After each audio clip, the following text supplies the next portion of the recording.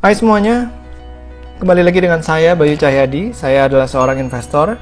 Kita sudah sampai di step ketiga di dalam melakukan yang namanya analisa saham secara fundamental. Ya, kalau pada video kali ini kita fokusnya pada yang namanya rasio likuiditas dan rasio solvabilitas. Nah, bagaimana pentingnya rasio likuiditas dan rasio solvabilitas ini setelah yang satu ini?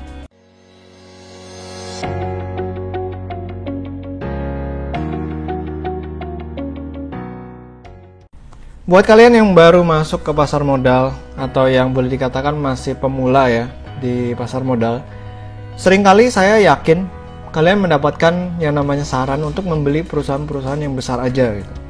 Perusahaan besar soalnya ya menjamin kalau mereka itu bakal sukses ke depannya. Tapi kalian tahu nggak sih, banyak juga perusahaan yang mengalami kebangkrutan atau gagal bayar padahal mereka punya nama besar. Ya contohnya seperti ini, PT Sariwangi ya. Siapa sih yang nggak tahu teh Sariwangi itu? Di mana-mana gampang sekali kita temukan yang namanya teh Sariwangi ini.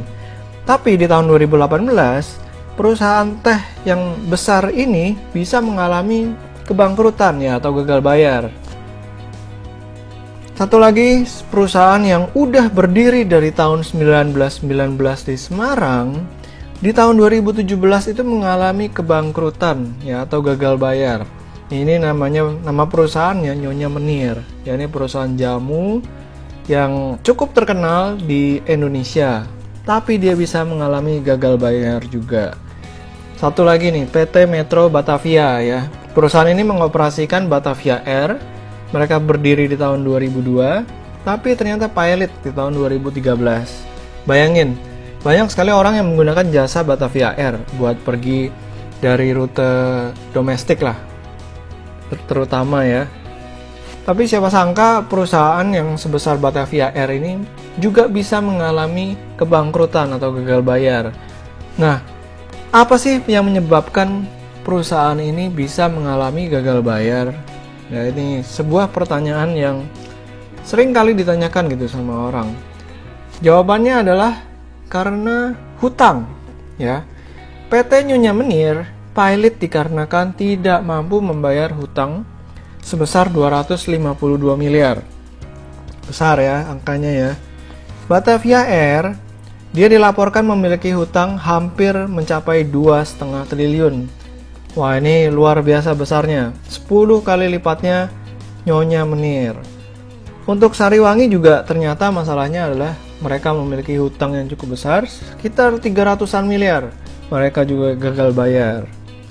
Jadi kita harus menghindari perusahaan-perusahaan yang memiliki hutang yang begitu besar.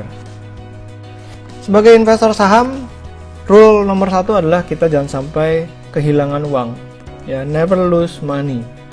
Nah, gimana caranya? Ya jangan sampai kalian beli perusahaan yang berpotensi pilot.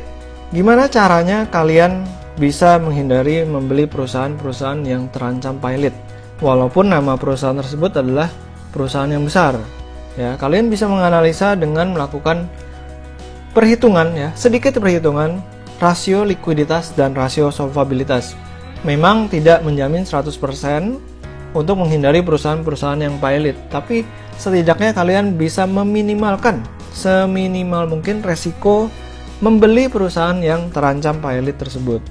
Jadi dua rasio ini ya, rasio likuiditas dan rasio solvabilitas. Apa sih sebenarnya rasio likuiditas dan solvabilitas ini? Kita mulai dulu dari yang namanya likuiditas. Kita pengen ngelihat perusahaan, apakah mereka bisa menyelesaikan kewajiban jangka pendeknya apa enggak? Ya, at least setahun ke depan. Kalau solvabilitas lebih jangka panjang, ya di atas 1 tahun. Kita pengen tahu apakah perusahaan ini bisa menyelesaikan kewajibannya dalam jangka panjang atau tidak. Ya, sebelum kita memulai lebih jauh lagi, saya ingin mengulang lagi nih, apa sebenarnya arti dari investasi saham. Sebenarnya sangat simpel, ya, membeli perusahaan bagus dengan harga murah. Sebelum-sebelumnya saya juga udah menjelaskan, ini mirip dengan kita mau beli tanah, mau investasi tanah. Kita pengen dapat tempat yang sestrategis mungkin dengan harga yang semurah-murahnya. Sama ya, beli saham juga, beli perusahaan yang bagus dengan harga semurah-murahnya. Langsung aja, kita nggak usah basa-basi terlalu banyak. Gimana cara menghitung rasio likuiditas? Step yang paling pertama adalah buka laporan keuangan.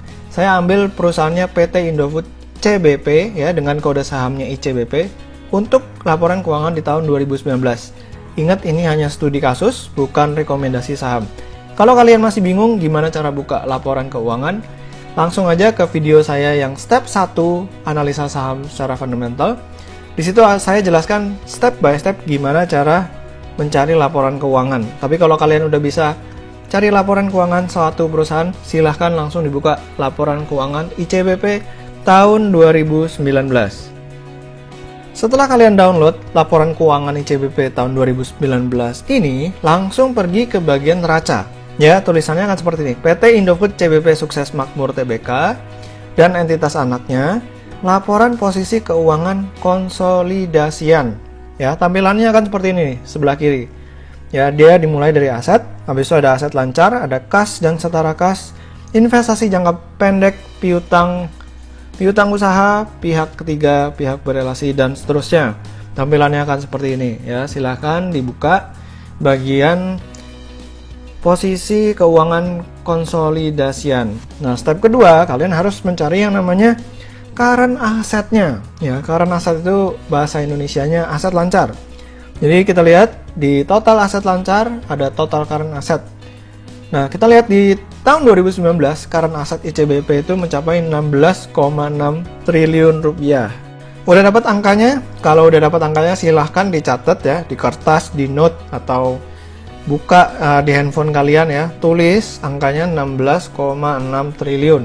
Habis itu pergi ke bagian berikutnya ya, namanya liabilitas dan ekuitas. Di situ ada yang namanya total liabilitas jangka pendek, atau bahasa Inggrisnya itu adalah total current liabilities. Di situ tercatat angkanya 6,5 triliun. Ya, saya singkat nih, soalnya kalau disebutin semua angkanya bakal panjang banget. Nah, step keempat, setelah kalian dapat current asset dan juga current liability, ya kita tinggal hitung current rasionya.